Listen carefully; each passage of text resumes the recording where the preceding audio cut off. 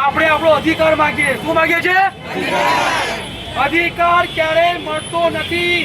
અધિકાર હંમેશા છીનવો પડે છે ભાઈ. અધિકાર હંમેશા છીનવો પડે છે. આપણે પણ આપણો અધિકાર છીનવાનો છે. આવે રાજી ખુશી પ્રેમથી હોય આપશે. જો ધારાસભ્ય એવું કહેતા હોય ત્યાં ટ્રાફિક નડે છે તો દર વર્ષે આ હજારો લાખો કર્યો તો આપણે છોડાવો છો ભાઈ. દર વર્ષે હજારોની સંખ્યામાં આ બાઇકો, 4 વ્હીલ, 2 વ્હીલ, 3 વ્હીલ છૂટે છે. તો આ ટ્રાફિક નથી? તો તમે કંટ્રોલ કરો છો ને આની વ્યવસ્થા તમે કરો છો? જે પ્રદૂષણ કરે છે, ઘોઘાટ કરે છે, હોવા કરે છે, ટ્રાફિક જામ કરે છે, તમે એને કંટ્રોલ નથી કરતા. પણ જે સમાજની સેવા કરે છે, જે ગરીબોને સસ્તું વસ્તુ પ્રોવાઈડ કરે છે, લોકોને રોજગારી અપાવે છે, લોકો માટે વ્યવસ્થા કરે છે, એ ગરીબો તમને નડે છે.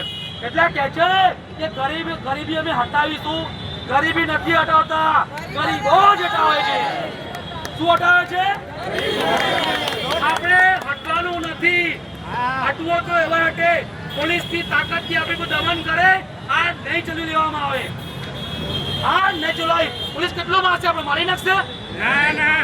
પોલીસ આજે મારવા આવે તો ભરો જેલ પૂરો આંદોલન. જેલમાં છે મેં પાલવો ભાઈ. ધંધો નહીં કરી તો ખાવાના શું? આપણે ધંધો નહીં કરે તો ખાવાના શું? તો પાલવે પોલીસ, પાલવે સરકાર આપણને. એમ સરકારની જિમ્મેદારી છે. આર્ટિકલ 21 પ્રમાણે ધંધો, રોજગાર, મકાન એ જિમ્મેદારી છે. નોકરી આપી એમની જિમ્મેદારી છે. નોકરી તો આપી નથી શકતા પણ ધંધો આપણો છીનવી રહ્યા છે. એટલે આપણે લડવાનું છે.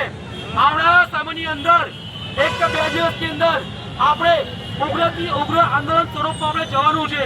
અને જે પણ સ્થિતિમાં લડવાનું થાય આપણે લડવાનું છે, પણ અધિકાર લેવાના છે. અધિકાર માંગવાથી નહીં મળે.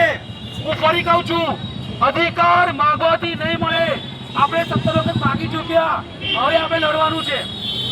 હવે પોતાનો અધિકાર આપણે છીનવાનો છે. મંજૂર છે ને? તૈયાર છો ને લડવા? તો ટૂંક સમયની